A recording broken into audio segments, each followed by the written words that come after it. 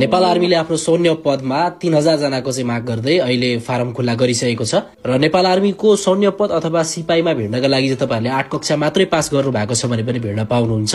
र तपाईहरु पनि चाहिँ नेपाल आर्मीमा सर्भ गर्ने अथवा नेपाल आर्मीमा इन्ट्रेस्टेड हुनुहुन्छ भने तपाईहरुले अन्तिमसम्म हेर्नु होला, आफ्नो साथीहरुलाई पनि शेयर गर्नु। नेपाल आर्मीले आजको मिति 2081 साल 12 महिना 29 गतेदेखि चाहिँ